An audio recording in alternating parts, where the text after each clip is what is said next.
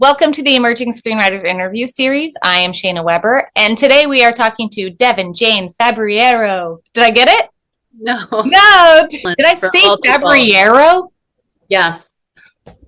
It's okay. See, this is where I'm mentally today. I shot a short film yesterday. Oh, cool. So I'm like, my brain is like, it's gone. I feel you. I'm kind of in a similar headspace, so maybe this will be a really dreamy conversation. How are you? I'm doing well. Thank you. How are you? Good. So Devin is one of our top 25 screenwriters to watch of 2025. She's also on the ISA Development Slate. So today we're going to talk about all the things that you are used to if you've ever watched this series, like origin story, writing style, what their process is. But Devin is also a producer. So we're going to kind of dive into that aspect of your world also. So let's start with just a couple icebreakers. What are you watching or what are you reading right now? Well, I'm a little bit behind, but I just finished watching Severance, which I love. I've been a little bit on like a binge thing recently, because I've had a little bit more free time. So I watched Severance. I recently watched all of Shrinking, which I also really loved. I just finished the new season of White Lotus. So I'm kind of catching up on all the things that everyone's been talking about for months. And the new White Lotus, I was a little like, wow, this is a really heavy season. I definitely enjoyed it as always, but it goes to some spaces I was like, wow, this is intense.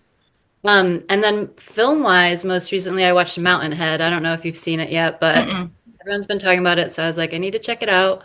It's Jesse Armstrong's new feature, and it was good. I recommend it. I think it hits very close to home with current events in a lot of ways, but it's really smart and funny, and it definitely has his like signature incredible dialogue throughout, where you're just like, wow, the dialogue is just so good. And then I'm always up on the Criterion Collection, trying to catch up on some massive list of movies that I've been see forever. I actually have like a whole folder that I'm always kind of like, okay, now I'm going to see this filmmaker's body of work. So yeah, I'm always watching lots of stuff. I mean, every week I'm into multiple hours of some sort of a series or a feature. And then I read a ton too. I happen to be developing a character right now that's about an Italian grandmother. So I've been thinking a lot about Italian folk magic, which I'm 50% Italian, so it feels close to home and has been really fun to kind of dig into some of that because, Italians tend to be very Catholic, so a lot of the folk magic stuff is a little bit more hidden. So it's been interesting to dig into that. And then kind of on a more like, I don't know, novel or like pop culture form of reading, I've actually been reading Dopamine Nation, which is really, really interesting. Highly recommend that book. It has so much to say about kind of how our brains are being affected by all the internet and social media, and how that connects into, very ancient needs and patterns. Very illuminating read. I recommend that one for sure for all people living in these times. Wow, those are good recommendations. And you're actually way ahead of me in terms of viewing things. I feel like I'm so far behind. I get it. It's so hard to keep up. There's so much all the time, and it's also good that you're like, oh, which one do I do? I just those specifically like Severance, Shrinking, and White Lotus. I was like, when I have time, I'm gonna do it. So I kind of powered through them over the last like month and a half or so. I've kind of veered back to reading books again, so I'm kind of like less time watching, more time reading, which it's a choice. But I spent many, many years not reading anything. So yeah, make room for both. Yeah, I feel that. It's nice to look at a paper page instead of a screen. Yeah. I love reading. Yeah. Awesome. Okay, so second icebreaker, and then we're going to dive into your origin story, which is what we like to call it. So second question is there any movie or TV show or I guess like even novel or book that you read when you were younger that really sort of informed your path as a writer, something that was like lit you up that made you be like, that's what I want to do? I was really so obsessed with Alice in Wonderland and like The Dark Crystal, Mary Poppins, Charlie and the Chocolate Factory, like those types of movies for me as a kid.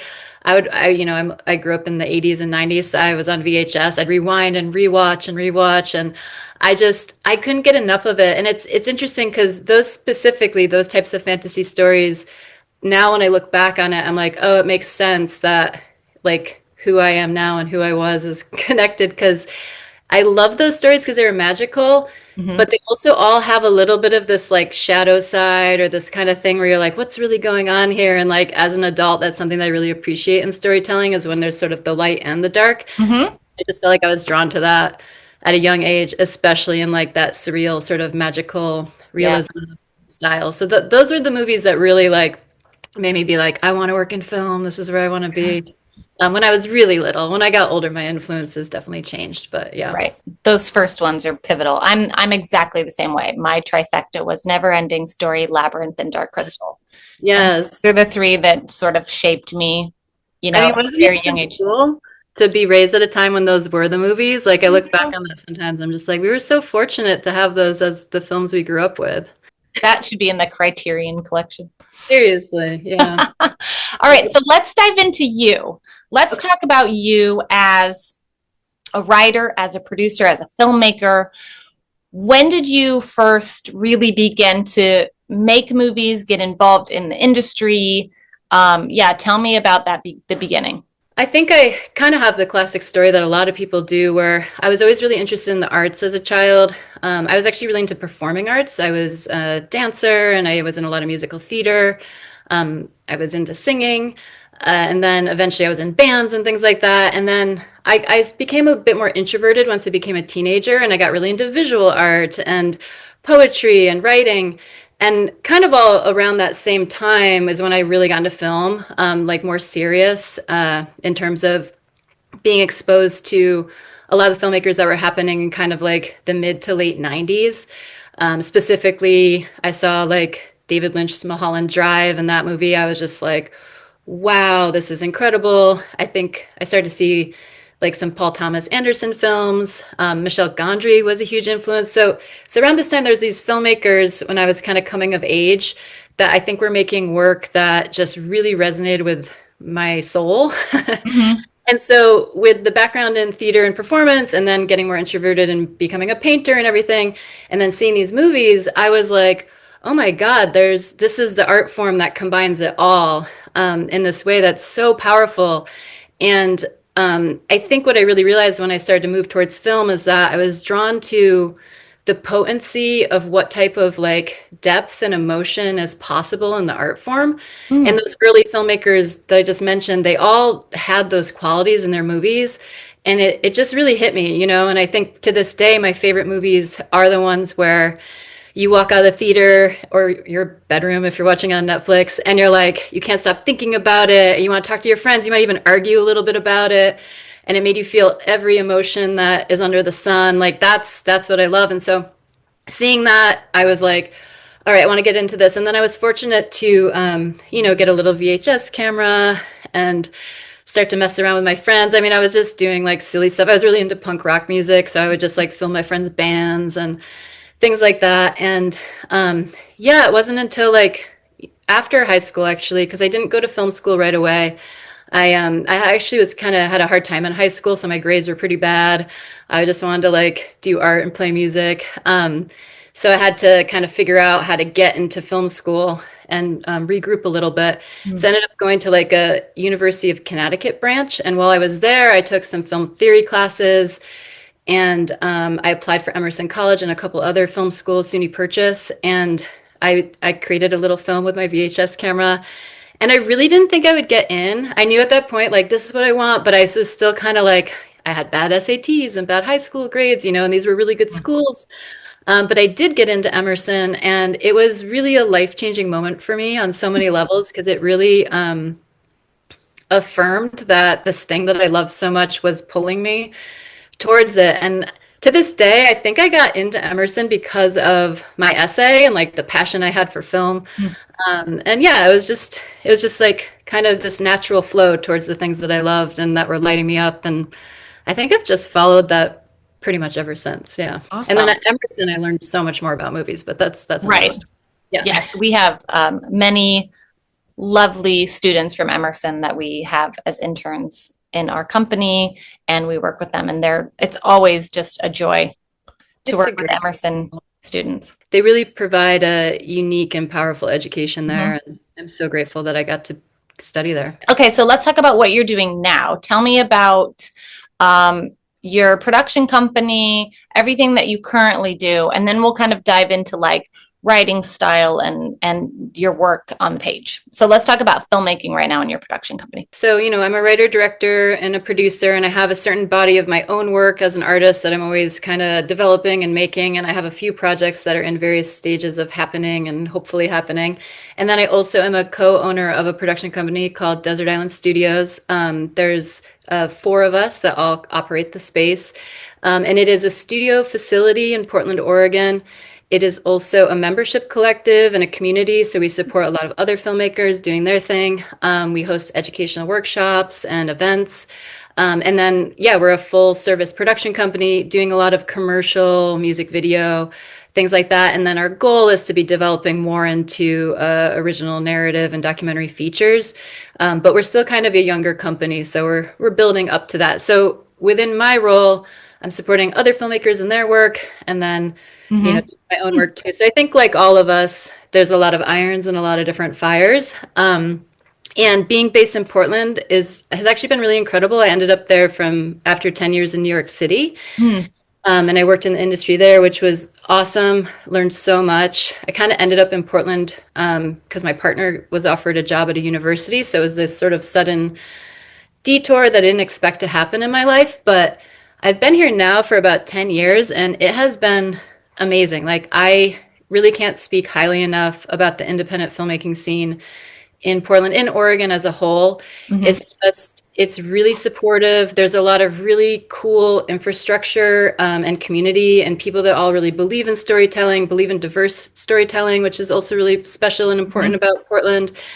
And, it's definitely not New York or LA. There's a lot that it doesn't have. But I think if you're an artist and you want to make movies and you want to do it no matter what, it really is a tremendous place to do your work. Because you work with other filmmakers and other creatives there, how do you think that aspect of your job in that way, how do you think that that relates to your own projects? Like, is it something where, I mean, because I worked in reality TV for many, many years. And so I was just mentally exhausted. And so it was hard for me to sit down. But then once I started my own work, it was like, I just dove into that and funneled everything into my own words. But I know that sometimes when you're pulled in a bunch of different directions to really then hone in on your own stuff, it's difficult. So how do you manage that? And what is that like for you? Throughout my whole career, I've just have always been in a position where I have to do a lot of different Mm-hmm. things. So I just learned, and it took a while. I'm relatively far into my career. It definitely has been a development phase to like really learn how to have specific boundaries Mm-hmm. around when I'm using my time, on projects that I'm like a paid project or like Yeah. somebody else's project in whatever way. And then when I'm using my time to develop my own work, I will say occasionally, more often than not, the scale goes towards other people's and my own thing falls to the bottom. And, Right. of course, no one wants that, but it is what it is. Because I also, it's one thing because it's jobs and I need to earn a living. But also, I do genuinely care about helping other people. So I'm Right. never like, oh, this sucks. I'm like, okay, but then I'll have to find the balance back. And I usually do that through sometimes just between jobs that are paid or whatever, making sure to give myself structured time. Or I'll do like, sessions in the morning, sessions at night that are for my own work. Mm-hmm. I've been fortunate, I think, in the last few years that, I don't know, things have just kind of meandered in a way where it's just worked out, where like a Mm-hmm. big project happens and then right when it wraps up, I'm able to just focus on this thing that I want to do. And then it kind of ping pongs back and forth. So to me, being in film in general is just this dance forever, this dance of so many elements. And then I think each of us, it's up to us in whatever way we can, as best we can, to like maneuver around it. So yeah, so sometimes I feel like it's really in balance and I feel great about the way that I'm managing it all. And then other times I'm like, I need an artist retreat. I haven't even Yeah. touched one script in like 4 months. but that's across many, many years. And I will say, probably in the last 5 years, actually, ever since I did the MFA program, I went through the David Lynch School of Cinematic Arts at Maharishi University, which was a really, really fantastic program. Shout out to my cohort and teachers. Um, that program, I think, really changed my writing muscle Mm. because I had to write so much while managing a company and client projects and all these things. And there was just these really intense deadlines. And so I think and this is probably true for a lot of writers, previously I'd been maybe more of the type that would be like, I want to feel inspired and then sit down with tea and work on my screenplay. And the MFA program really, it was just like, it doesn't matter if you're in the mood, doesn't matter if you're exhausted, like you are writing 20 pages today or whatever it was. And that really changed my relationship to it. So I think I'm a lot more diligent and able to be like, I have to use my Right. time and energy really effectively every day so that I can do it all. That being said, I also think this industry is can really burn you out and make you sick, straight up. So I think you also have to be mindful about taking space and taking rest and not doing anything sometimes so that you'll end up being able to come back to the work. So yeah, it's just kind of this like never ending dance is how I see it. Yes, that is true. Sometimes you lead, sometimes you follow. You just Exactly. got to figure it out. Yeah, Okay, so let's talk about your writing. sure. Tell me about when you are coming up with the story idea. What are you always drawn to? What are the themes? What are the characters that you're always drawn to and what are the stories that you want to tell? How would you describe that? I mean, I think it's shifted a little bit through the years, and I think that's because I've tried certain things that I was drawn to, and then I'm like, oh, I'm maybe not as good at Mm. that. Not that I think I'm bad, but just sort of, finding your voice, finding your way. I think sometimes it has to be a little trial and error, but meaning like, I think I've tried to write like straight comedies before, but I'm like, no, I'm a dark comedy gal. Like, I can't really do just like a pop comedy, so you kind of learn things. But kind of back to what I was saying earlier, to me, the films and stories I'm most drawn to pretty much always have every sort of emotional potential in it. So I guess I'd say dramedies, sometimes mixed with a thriller element is, and some sort of a surreal twist would be like the things that I appreciate the most. And I think the reason I appreciate the most is that, you can have moments where the audience is experiencing awe and fear and joy and they're laughing and they're thinking and so that just is naturally what I like to watch, and then I feel like it's what I end up writing, is these sort of genre bending pieces to some degree. But I also really like just sort of dramatic comedy, dark comedy too. So sometimes there's a surreal element and a thriller element, and then sometimes it's just more like a family drama, complex family relationships or relationships in general, and then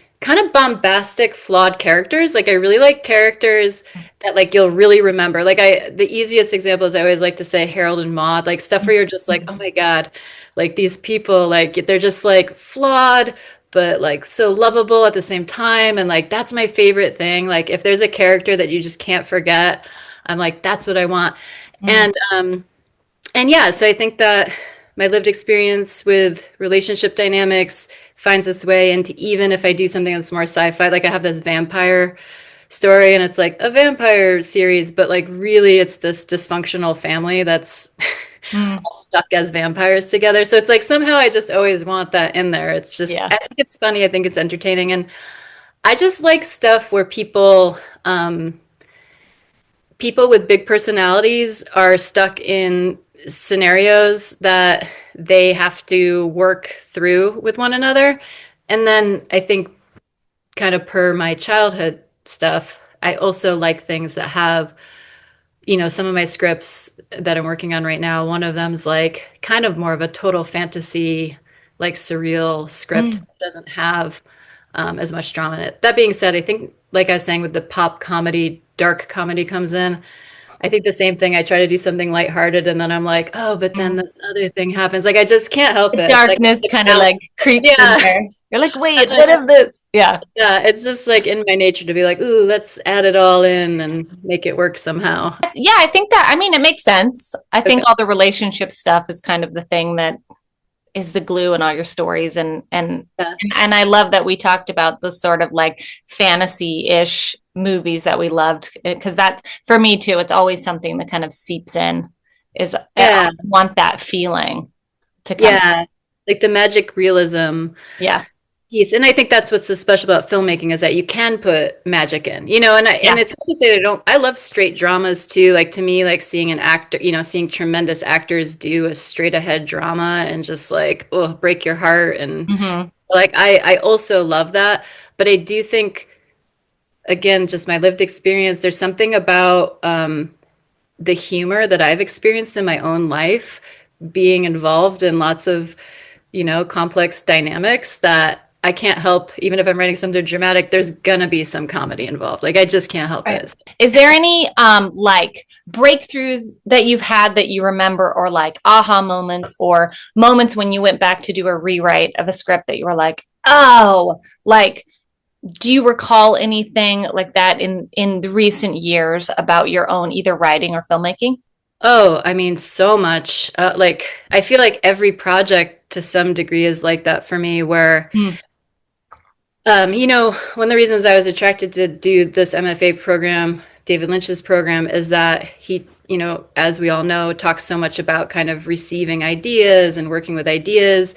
And that's how it's been for me from the very beginning, as I was sort of get like a scene would download into my like imagination and I'd be like, ooh, I love this. And then that would become a character and I would sort of be following that. And so knowing that that was his whole ethos, I was like, this is the film school for me. Like I want to go where they're talking about that being like how to work. So because I've always followed that, and I don't know in Lynch's case how this might have worked more seamlessly for him. For me, that part of having that inspiration and it kind of, becoming something that I get a little obsessed with, I'm like, this is what I'm going to do. It also can lead to some pretty like messy like starting of scripts, which I think is a good thing. Like I actually feel like that piece of like throwing it all on the wall, seeing what happens, like that's where you get some really unique ideas because you were open to just like the chaos. So so very often on most of my projects there's this very kind of wilderness like creative part where I'm just like, oh, this and this and this, and then there's all this refining.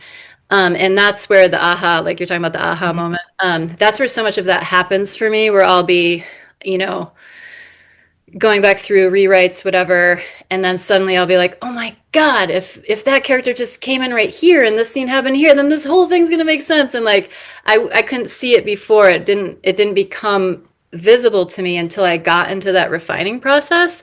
And I do find the refining process like actually just as magical Mm. as the original creation, because it seems similar. You'll be like driving your car and suddenly you'll be like, that's how I fix that. Or whatever it is. I don't know. To me, it feels like a very alive process that's just happening.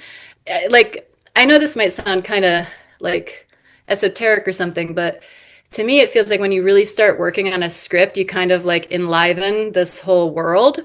Mm. And then once you've done that, once you've kind of begun that process, it's sort of like with you in this way all the time. And it keeps sort of evolving in these mysterious ways, not only with yourself, but also in this way. I think another piece that is so huge for me in my path is like community and things like the ISA, like having people around you that are also giving you feedback and kind of helping you recognize, what you might not see about your script or understand about your character. Those are some of the most important aha moments too, in my opinion. So yeah, I think everything I've done, whether it's a screenplay or a piece I've directed, it's just this constant distillation process. And I'm really into dream work. I'm a lucid dreamer. I dream a lot. I love dreaming. And so I record a lot of my dreams. I have a lot of dream journals. And to me, it's really similar to screenwriting in that, like, when you look back at your dreams later, like, say you wrote a dream down and then you read it again 6 months later, it has a really different meaning to you because you've lived now 6 months. And so you can see things about it that you couldn't really see then because these pieces added up. I feel like screenwriting is really similar because you put it on the page and you're like, okay, this is it. Because at the time you always think, or at least I do. I mean, for better or worse, I'll be like, this is great. And then, and then I read it again, you know, a couple weeks later somebody gives me notes or whatever, and then you see it in this totally new way because you've lived through a new understanding. And so that piece of the like, you're alive in the process is unfolding, and then you're kind of moving around it and shaping it and collaborating like with the actual story idea, the characters, and all the people that you're, collaborating with in a variety of ways, which, never ends when you're making a movie. I mean, all the way through the editing process, you're still kind of adjusting things. So I think that piece is really important for me, learning how to like recognize the just beauty of that interactive input with lots of different people. Just took me a long time in my career because I didn't really like understand. I think a lot of us tend to think we're just gonna like create something and then it's gonna be done. When you're starting out, I guess I'll put it that way. When you're starting out, you're a lot more likely to be like, I finished the script, it's done. But as you advance more, you realize that that's actually like a very limiting way to look at it, because the feedback and all the interactions that happen with all these team members is like what makes this art form so special. It's not like painting in your bedroom alone. Yeah. Well, how do you deal with when you're working with other filmmakers or, people who are starting out, who have that idea, that like perfectionism idea, or that idea that like, but this is what I wrote and this is what it is. And this is it. Like there's no changes that are going to be made. And they're kind of stuck, with this idea of what it has to be. So how do you, I feel like you've very clearly moved through that for yourself. So maybe how do you deal with other people who are in that space? I mean, I guess sometimes there might be people's working style that just is the way they work, and I would be respectful of that. If somebody was super firm that like the first way they did it is the way and they're just going to stick to that. If it was really great, I mean, I probably would be like, all right, more power to you. You nailed it. But, more often than not, it probably needs some work. And my main way of approaching stuff like that is just, first of all, making sure that they actually want to hear any feedback. If somebody doesn't want feedback, then I'm not going to, spend my time doing it. But if somebody's open to it, I always offer ideas about things that could improve. And then, it's up to them whether or not they take it. But yeah, I mean, I definitely have mentored a lot of younger filmmakers, and I'm very honest with them about the fact that if they really want to get good at this, I mean, because that's the thing, when you're like doing super indie stuff and you dream of being, a big filmmaker, you don't understand that like when you get up to the higher levels, you're gonna be like notes from studio people and executive. It's not like all of that is a huge part of the job. So that's actually what I often tell people is I'm just like, look, if you want to just be really firm and not open, like that's fine. You can do your thing. And there's like really cool. I mean, I love like experimental art and video art. And like, I think there's a lot of place to be like a really firm voice and not let anyone else in. Like, I actually appreciate that in certain ways. But if you want to be a professional filmmaker, unless you somehow do become like this massive star, you're gonna be, and even then, I would imagine the most successful people are still taking notes and other people's advice from team members that they trust. But unless you have like that kind of power in your career, you're gonna be working with so many people. And so you have to get used to it, not only for it to make your work better, but also so your own voice. Because, as you know, part of it is also like all the feedback and then being able to be like, okay, I'm going to listen to that, but not that. So you have to get used to it so that you can strengthen your own sort of creative channel, because that's another huge piece, is that you're just constantly interacting with all these other ideas. And if you are not strong in your own conviction and your own voice, you also can mess your whole project up. So it's a practice that's important for bettering yourself and bettering your script and collaborating in this field, but also like learning what the yes and no's are and why. Because like you have to be able to back it up. You have to be able to be like, I mean, as I'm sure you can't always be like, I'm not changing that. And this is why, you find ways, people find ways to do it. but doing it in a mindful way that doesn't, mess up the third act or whatever. Like you have to know how to do that. That's a good answer. You kind of answered all my follow-up questions in the answers. So good job. Yeah, I'm like, am I being really rambly? I don't know. No, you're great. You kind of like anticipate sort of Yeah, the follow-up of like, well, how did you learn that? And then into it. So you're fabulous. Let's talk about your ISA journey. sure. So how did you first become part of the ISA community and then onto the Development Slate and top 25 screenwriters to watch? I first heard about ISA through my MFA cohort. A couple people are members, and one of my cohort fellow writers, Richard Morel, he had a feedback. He sent in a script and he got feedback from Felicity, and he had shared with us all on. We have like a group thread. He was like, "I got this great feedback from the ISA," and I didn't really know much about the ISA at that point. And so when I heard Felicity's name, I was intrigued because as a woman in this field, and I've been a woman in the field a long time, and thankfully stuff's evolved a lot, and I think things are getting better. But basically, like, I'm always excited to meet other women that are doing rad stuff in the industry. So I looked up Felicity and I listened to some interviews with her. I forget what podcast it was, but I listened to her talk about a bunch of different things about screenwriting in the ISA. And I just loved what she had to say. I was like, Felicity is awesome. And I think I joined the ISA first, then I listened to her podcast interviews, and then I sent her a message just to be like, loved what you said on this podcast, whatever. And I honestly I do stuff like that a fair amount when I'm really inspired by someone. I didn't expect to hear back from her, and she messaged me back pretty quickly, and I think she'd gone to my website, and she had looked at my work and she had really nice things to say about it. And she was like, we should chat sometime. And then I don't think I heard from her. Like at that point, I was on the ISA site and I started to, receive the emails and kind of apply for different things. And I was loving that. And then I think I heard from Felicity a couple months later and we did just sort of a general chat. And she had me send my feature, Kathleen Soundbath, script to her.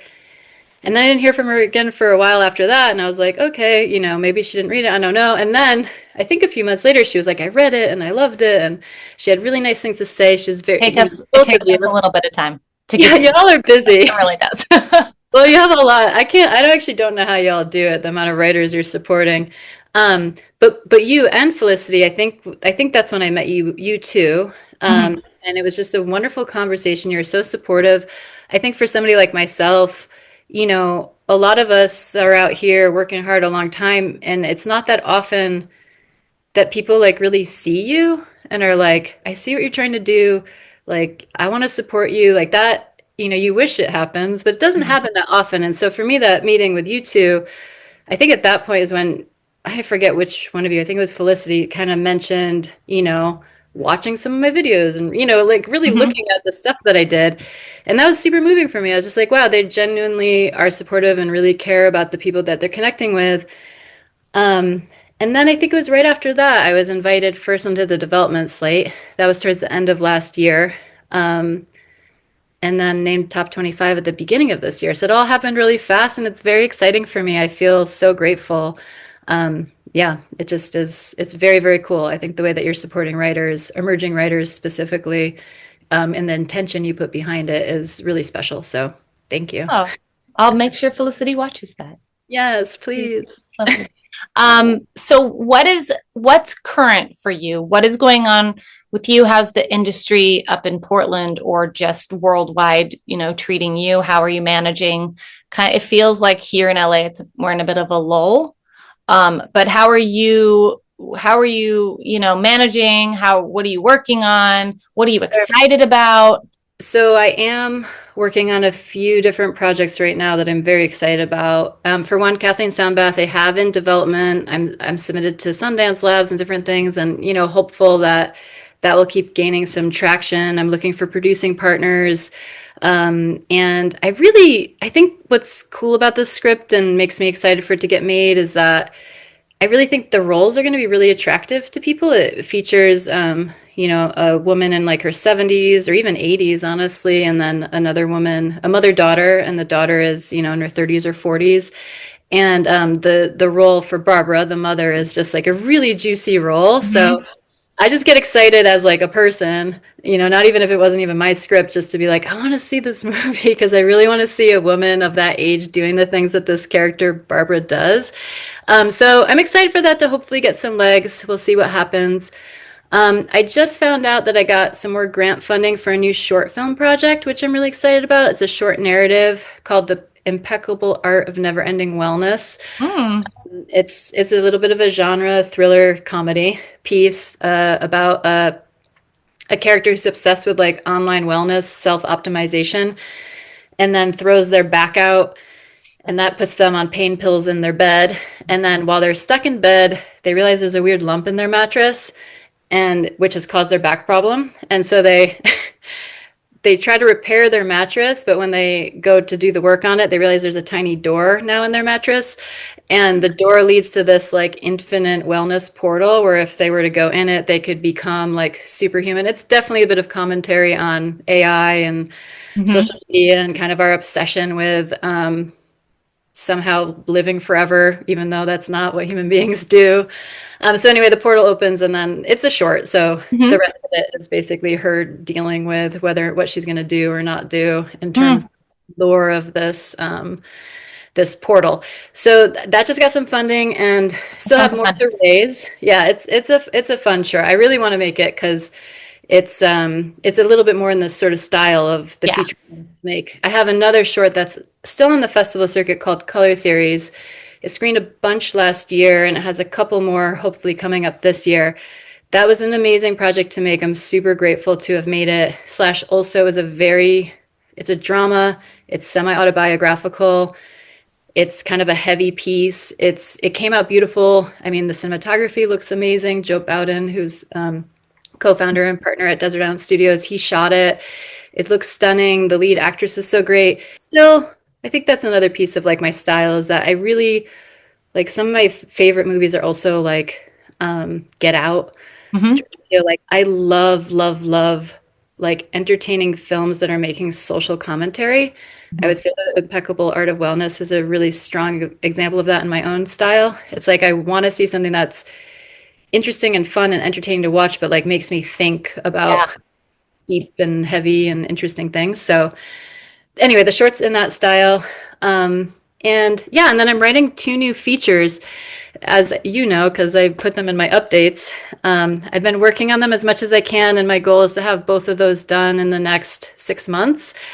And by done, I mean drafted and revised and revised and revised, and feeling like they're really set so that my portfolio is a little bit stronger with features. I have a TV pilot that is done, but I need more features under my belt. So I'm really working on that. I mean, I have other, Kathleen Sandbath's not the only feature I have. It's just that the other ones that I've written in the past, they're just not up to the level that I want my writing to be at this time. And I know I have to start fresh. So Yeah.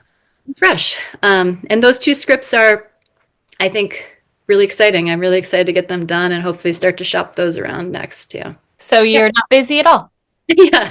That is deal. And then doing client work. I mean, we Right. do have that going on too at Desert Island. So yeah. Just always moving. All right. So we're going to finish this up with one of my favorite questions I always like to ask people.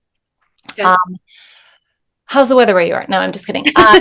What advice would you give to your younger self as a creative? I think the thing I would tell myself is that the dream and the passion that you have in your heart when you're starting out in life, whatever it is, whether it's to be a filmmaker or a chef, like whatever that thing is, it's such a potent energy usually. And so when you're following that, when you're younger, you might be like expecting things to kind of happen a certain way. But what I've learned is that things happen in a very unexpected way and they happen on a time scale that you really can't control, especially in this business. I mean, but there's a reason that your passion is what it is. And so the thing to really focus on while you're on your journey Mm-hmm. is that all the people and places and things that you're experiencing because of that passion and like that's your life, like you're trying to make a project, you have a dream, you have a goal, but like all of these things that are occurring around you as you head towards that is like this really beautiful and right on time series of events. And to really focus on that part of it, because I think sometimes, especially when not anymore, I think at this point in my life I've just matured. I've been in the industry a long enough time where I'm just like, it is how it is, and I just sort of roll with it. But when I was younger, I think I was way more like, oh, I'm whatever age, this should have happened by now, or that should have happened by now. And so, yeah, talking to that person, I'm just like, everything is happening. It's just happening in ways that you can't see because that's not how life works. And it isn't about, when you gain this or that. It's about like who you met and really enjoyed talking to at that one event. And then that person 5 years later is the DP on the thing that you did. It's like, that's the weird magic of this industry. And it's a really beautiful thing when you're open to it and you see that about it. Then like every step of the way is sort of like this sort of grand adventure because you're like, oh, who am I going to interact with and meet now? And what might we do together someday, Right. And I think that that's a really cool part of it, which can be distressing when you're younger and you want things to work out. It's like, no, it's working out. It's just happening in like it's like you're at a macro view. You can't see it, Mm-hmm. or you're at a micro view. It kind of choked me up when you were talking. I was kind of like, I felt like my inner child needed to hear that.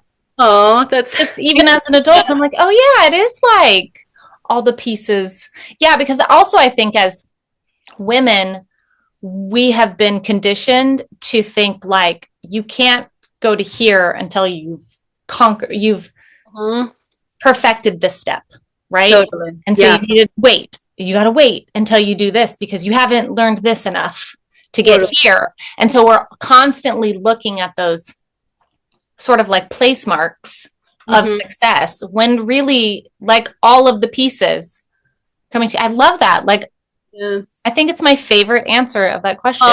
No, no, but thank you. I can tell it was so thoughtful and it speaks a lot about how you are a storyteller because that just told me a lot about you as what you put into your script. So thank you so much. Yeah, that's so sweet to know. I mean, it was from the heart for sure. Yeah, I could tell. Yes, and I could feel it. And all of a sudden, I went like, "Oh no, don't! No, you're not going to get that. You're not going to. You're not going to get like teary about this. Like, no, you hold it together, woman." I mean, a little tears is okay. It is, Oh yes, I'm always like, you could probably if you rewind, like if you watch this, you can probably see it in my eyes, like they're gonna get a little glassy, and then I'm like, no, hold it together. Look at your dog. Look back. Yes. Yeah. Anyway, I'm gonna end it right there because that was such a great answer, and it was so wonderful to get to know a little bit more about you and your process, and what you want to write. So I'm excited for you. Yeah, thank you so much, Shayna. This was just a total delight for me. I really appreciate that you're doing these interviews and that I got to do one. Awesome. All right, we'll see everybody next time.